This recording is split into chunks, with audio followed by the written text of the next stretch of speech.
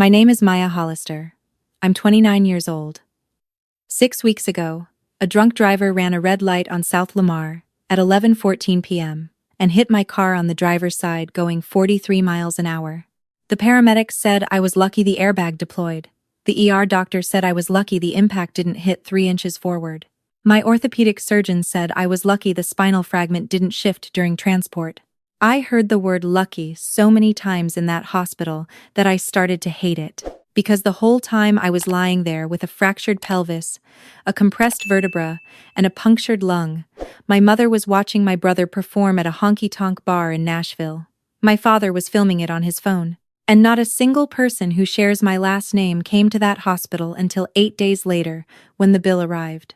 But I wasn't alone. Every night for those 8 days, a woman I had never met sat beside my bed for hours.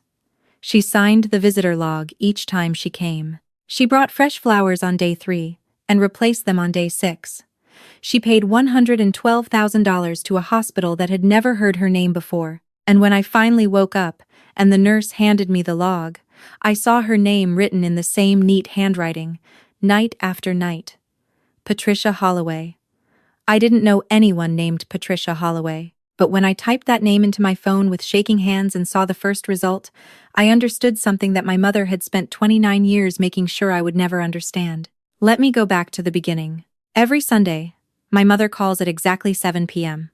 I used to think it was because she missed me. It took me until I was about 24 to realize Sunday at 7 was just when she finished calculating the week's expenses.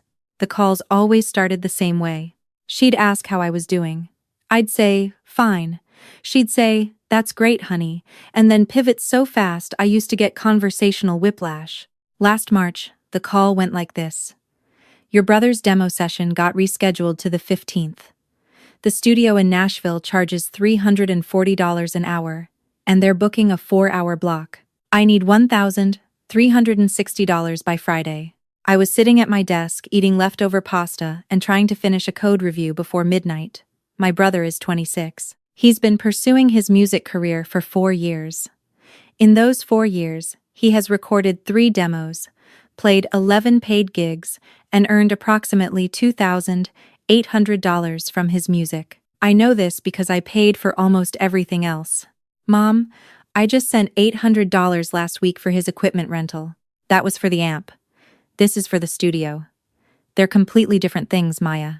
I wanted to say that maybe my brother, who is a grown man, could find a part-time job to fund his own dream. I wanted to say that I had $3,100 in my checking account and rent due in 11 days. I wanted to say a lot of things. Instead, I said, I'll send it tonight. She said, thank you, honey. You're such a good sister. Then she asked if I could also cover the gas money for my father to drive my brother's equipment van to the studio. Another $90. I said yes to that too. After I hung up, I opened the spreadsheet I've kept since I was 23. 6 years of transfers. Every amount, every date, every reason. I scrolled to the bottom and looked at the total. $94,200. $94,200. I earn $87,000 a year before taxes. My take-home is roughly $64,000. I have sent home an average of $15,700 per year for 6 years. Nearly a quarter of everything I make, handed over in increments small enough that each one felt manageable, and large enough that together they had eaten the down payment I'd been trying to save since I was 22. I scrolled through the reason column. My brother's guitar lessons. My brother's van payment. My brother's recording equipment. My brother's merch printing. My brother's Nashville trip. First one. My brother's Nashville trip. Second one. My parents' mortgage gap in February. My parents' car repair. My parents' medical copays. My parents' vacation to Myrtle Beach that my mother described as a mental health necessity. My brother's name appeared in 78 of the 94 entries. I closed the laptop and looked at my apartment. 560 square feet in South Austin. 1 bedroom. A couch I bought used off Facebook Marketplace. A kitchen table that was a housewarming gift from my coworker because she felt bad that I moved in with nothing. I had been working at the same tech company for 4 years. I was good at my job. My manager had told me twice in the last year that I was on track for a senior promotion that would come with a $22,000 raise. I just needed to get through the current product cycle, which was brutal, 60-hour weeks, back-to-back sprints. I was the kind of tired that sleep doesn't fix. My phone buzzed.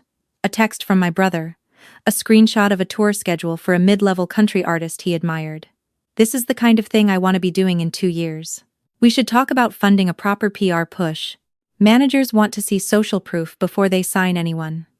I read the message twice. Then I put my phone face down on the table and went to bed. I didn't answer. 3 weeks later, my mother called on a Tuesday, which was unusual. Your brother got invited to open for a showcase in Nashville. The real deal this time. A label showcase. Not just a bar. We want to fly out and watch him. Flights are $320 each for me and your father.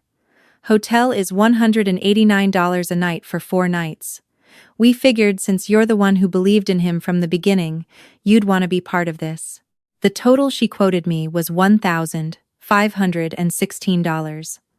I said I couldn't go because of the product launch. She said she understood. But what about the money? I transferred $1,516 that night. My account balance afterward was $940. She said, "You're going to want to remember this moment when he makes it." The product launch was 12 days away. I was working until midnight most nights, sometimes later. My neck had been bothering me for weeks. A dull ache that ran from my left shoulder up behind my ear. I told myself it was posture. I told myself I'd make a doctor's appointment after the launch. I told myself a lot of things I didn't follow through on. On the night of October 7th, the launch was done. It hadn't gone perfectly, but it had gone. I sent my last Slack message at 11:02 p.m., closed my laptop, and got into my car to drive home. I remember the light at South Lamar turning green. I remember starting to accelerate. I remember a shape in my peripheral vision moving too fast, headlights where headlights shouldn't be, and then nothing, a blank, a cut in the film. The next thing I knew was white ceiling tiles and a sound like television static that turned out to be my own breathing through a tube.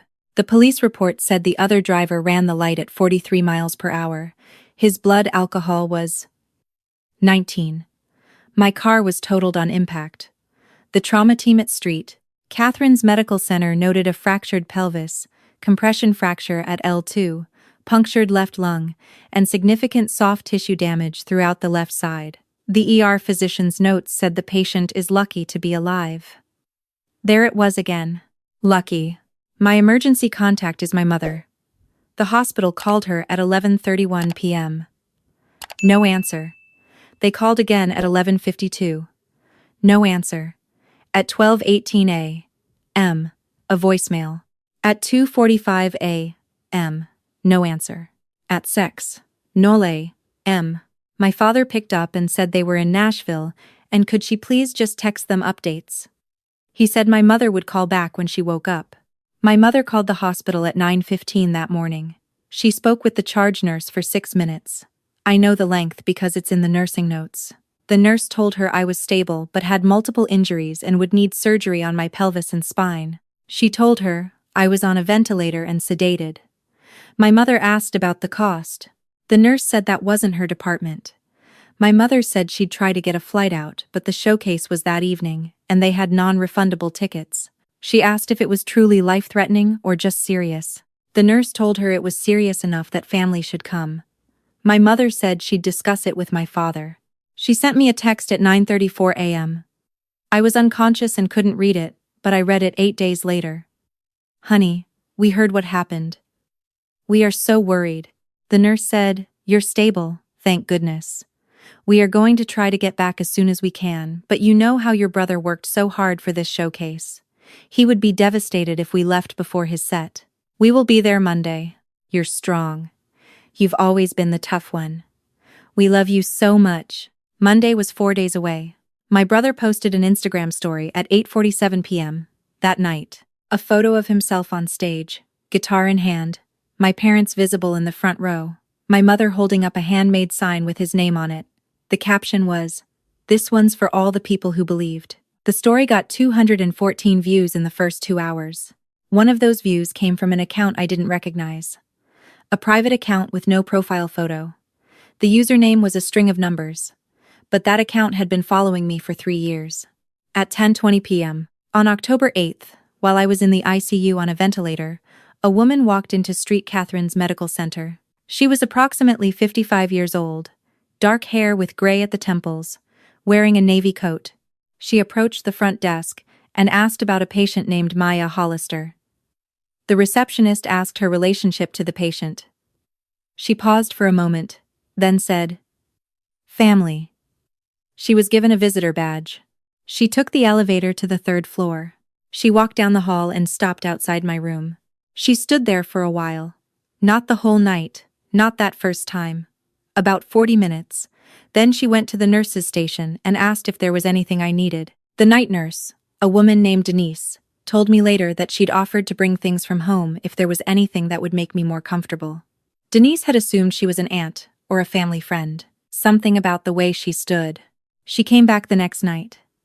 And the night after that. She always signed the visitor log. Patricia Holloway. She always stayed at least 2 hours. On night 4, she brought a small lamp from home and asked Denise if she could plug it in near my bed because the fluorescent overhead light seemed harsh. Denise said she'd never had a visitor do that before. On day 6, the surgical team determined that the spinal compression required intervention. The procedure would cost $38,000. They needed family authorization and a deposit of $12,000 by 5 p.m. to hold the operating room slot for the following morning. Denise called my mother. My mother answered this time. "We're flying back Monday," my mother said. "Can't it wait until I can review everything in person?" Denise explained that a 4-8-hour delay carried real risk of permanent nerve damage. My mother said, "Well, what does her insurance cover?" Denise said the deposit was needed before they could confirm coverage specifics. "She has savings," my mother said. "She's always been very responsible with money. Can't the hospital just proceed and bill her?" Denise told me later she'd taken a long, careful breath before responding. She explained that I was sedated and unable to authorize anything financially. My mother said she'd call back after she talked to my father. She didn't call back. At 3:08 p.m., the billing department received a wire transfer. The memo line read, "Full prepayment. Patient Maya Hollister. Room 317. Anonymous. 11,200,000 $94,000 for acute care costs to date. $18,000 for the spinal surgery with a buffer for post-operative care. Paid in full." The billing coordinator, a man named Thomas, called the originating account number to verify. A woman answered. He asked for her name and her relationship to the patient. She said her name was Patricia Holloway and that she was family. He noted it in the file. He asked if she wanted acknowledgement of payments sent anywhere. She gave an email address and asked that her name not be shared with the patient's listed emergency contacts. She said, "She should hear it from me, not from a billing statement." Thomas looked at the screen. He looked at the listed emergency contact. Then he looked at the amount. "I've processed a lot of payments," he told me later when I tracked him down. "I've never had someone pay 6 figures for a patient they asked us not to tell." Patricia Holloway came to the hospital that night anyway. She sat with me for 3 hours. Denise saw her through the window, sitting in the chair beside my bed, not on her phone, not reading, just sitting there. At one point she leaned forward and said something. Then she sat back. Denise couldn't hear the words. She said the woman looked like someone who had been waiting a very long time to say them. I woke up on day 8, October 15th. Ceiling tiles, monitors. The particular silence of a hospital that isn't actually silent. My mouth tasted like rust and plastic. My back hurt in a way I didn't have language for yet. A nurse I hadn't met before came in. Her name tag said Carol. She checked my vitals, adjusted something on the IV pole, and asked me how I felt. I told her I'd been better. She smiled like she'd heard that exact line 1,000 times and liked it every single time. "Your family is on their way," she said. "They called this morning." How long was I out? 8 days. 8 days. I looked at the chair beside my bed. Empty. No flowers, except the ones that were already starting to drop petals in the vase on the window ledge. Who brought those? Where did those come from? Carol glanced at them. A woman. She's been coming every night. What woman? Carol picked up the iPad from the hook near the door and brought it over. She signed the log each time. You can look. I took it with both hands. My arms were weaker than I expected. I scrolled through the entries. October 8th. Patricia Holloway. 10:20 p.m. to 12:05 a.m. October 9th. Patricia Holloway. 9:45 p.m. to 11:58 p.m. October 10th. Patricia Holloway. 9:30 p.m. to 12:30 a.m. October 11th. Patricia Holloway. 8:50 p.m. to 11:15 p.m. October 12th. Patricia Holloway. 9 p.m. to 1:05 a.m. October 13th. Patricia Holloway. 8:30 p.m. to 11:40 p.m. October 14th. Patricia Holloway. 9:10 p.m. to 12:20 m. No other names. Not once. Who is she? I asked Carol. Carol said she didn't know exactly. She told one of the other nurses she was family, but she's not listed in your file as an emergency contact. I typed the name into my phone. My hands were unsteady enough that I had to correct the spelling twice. The first result was a LinkedIn profile. Patricia Ann Holloway. Owner, Holloway Interior Architecture, Portland, Oregon. 54 years old. Before I clicked further, I saw the photo, and I stopped. I stopped completely. The way you stop when you're walking, and step off a curb that turns out to be deeper than you expected. She had my jaw, not similar, the same. The exact same line, from ear to chin. The same narrow nose. I have always looked nothing like my mother, who is round-faced and fair. I have always looked nothing like my father, who is stocky and dark-completed. I have looked at family photos my whole life with a quiet, unexamined feeling that I never named because naming it felt like a door I wasn't allowed to open. I looked at Patricia Holloway's photo, and the door opened on its own. I kept searching. Her company's website, her professional bio. Then I searched her name alongside mine. Nothing came up. Then I searched Patricia Holloway, Portland Adoption. A result from an Oregon Adoption Registry website. A listing in the voluntary contact section. A birth mother seeking contact with a daughter born October 1995 inches, Portland, Oregon, placed for adoption at 3 days old. I was born in October 1995. I was born in Portland. My parents moved to Texas when I was 2. I had never thought to question any of that. I sat there with the phone on my chest for a long time. Carol came in to check on me and saw my face and asked if I was all right. I told her I needed a few minutes. She gave me the minutes. I kept searching. Patricia Holloway Foundation, a small scholarship fund, established 2014, listed recipients. I scrolled through the years, and there it was. 2016. Maya Hollister, University of Texas at Austin, College of Natural Sciences. 2017. Maya Hollister, continued scholarship support. 2018. Maya Hollister, continued. I had received an anonymous scholarship my junior year of college. It had covered my final 2 years of tuition. It had arrived without an interview, without an essay requirement, with only a brief letter saying I had been selected based on academic merit and financial need. My mother had said I was lucky. There was that word again. I called her. Patricia Holloway. The number was on her company website. I didn't plan what I was going to say. She picked up on the second ring. There was a pause after I said my name. A single breath. And then she said, "I've been waiting 29 years to hear your voice." I couldn't speak for a moment. "I know this is a lot," she said. Her voice was careful, steady, but there was something underneath it that wasn't steady at all. "I know I have no right to ask you for anything. I just needed you to not be alone."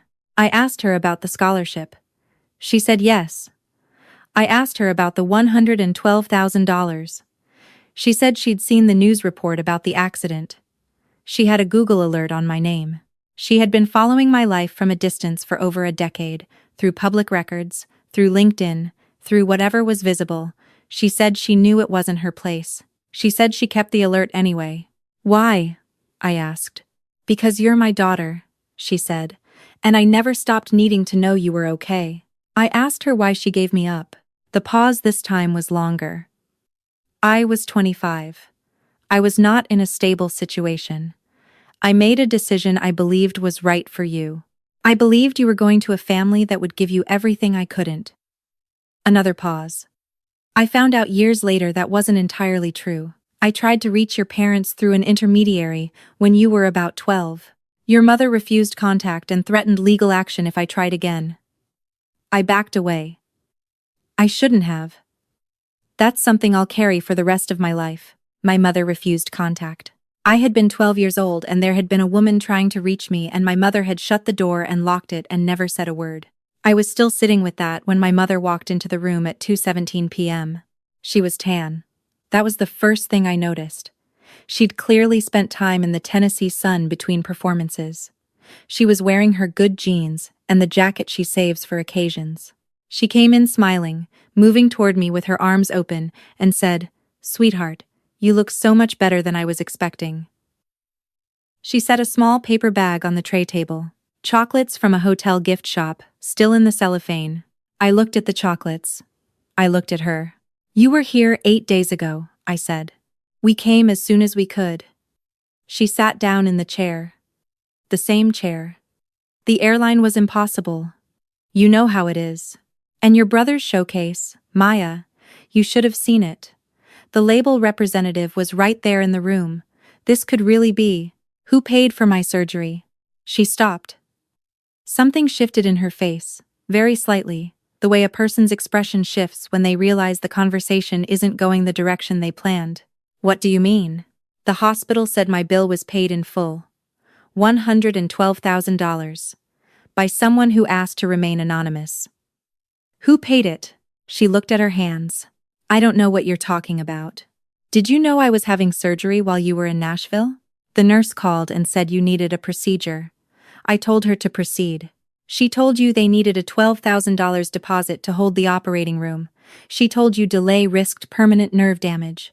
Do you remember that part?" My mother's jaw tightened. "Maya, I was in another state. I couldn't exactly wire money from a hotel room. Patricia Holloway wired $112,000 from Portland, Oregon, within 2 hours of the request. So I'm wondering why you couldn't manage $12,000 from Nashville." The name hit her. I watched it hit. The tan didn't hide what happened to her face when she heard those 2 words. Patricia Holloway. Her expression went through something I can only describe as the look of a person watching something they buried, stay buried for 29 years, come up out of the ground. "Where did you hear that name?" "Visitor log," I said. "She came every night. Every single night for 8 days. You came once. On day 8, after the showcase." "Maya, is she my biological mother?" Silence. "Mom. Is Patricia Holloway my birth mother?" My mother stood up. She walked to the window and stood with her back to me, which told me everything before she said a word. "We adopted you when you were 3 days old," she said finally. Her voice had changed. The warmth had gone out of it, replaced by something I recognized, the flat, careful tone she uses when she's been cornered and doesn't want to admit it. It was a closed adoption. She agreed to no contact. "She tried to contact you when I was 12. A beat. Too long a beat. She had no legal right. She tried to reach me and you turned her away without telling me. I was 12 years old. I was old enough to have been told. I was old enough to have been asked. You were a child. It wasn't appropriate. I'm 29. When was it going to become appropriate?" She turned around. Her eyes were bright in the way that means she's deciding whether to cry or get angry. She usually chooses anger because it's more comfortable. "I protected you. I gave you a stable home. I gave you everything. You gave me a home," I said. "And then you spent the last 6 years taking it back piece by piece." Her mouth opened. $94,200, I said. "That's how much I've sent home since I was 23. For my brother's demos. For his van. For his equipment. For his Nashville trips. 2 of them. I have a spreadsheet. Every dollar, every date, every reason. Most of it went to him. And I kept sending it because I thought that's what family did. I thought if I just gave enough, if I was useful enough, responsible enough, tough enough, eventually I'd feel like I actually belonged to you. My voice cracked on that last part and I let it. But I never did I? You always loved him differently. And I could never figure out why. My mother sat back down. She looked smaller than she had when she walked in. That's not true, she said. But she said it quietly, in the way people say things they know aren't quite true.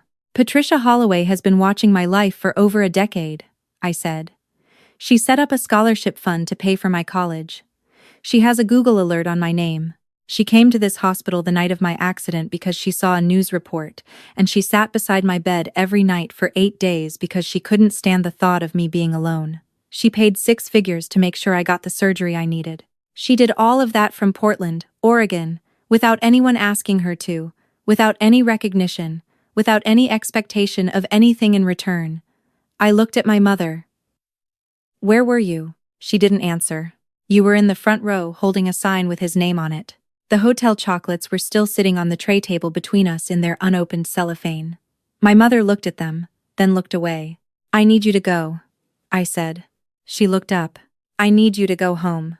I need you to think hard about what you tell my brother about where my money is going from now on, because the answer is, it's not going to him anymore. Not $1. And I need you to think about whether you want to have a relationship with me going forward, because if you do, it starts with honesty. Real honesty. Not the version that protects everyone's feelings except mine. Maya, please. I mean it. Please go. She gathered her bag slowly. She paused at the door.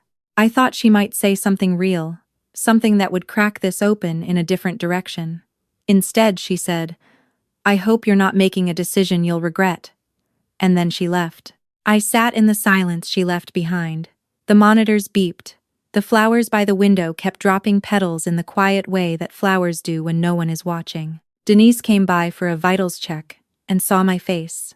She sat on the edge of my bed for a moment, which I don't think is technically protocol, and said, The woman who came every night, Patricia.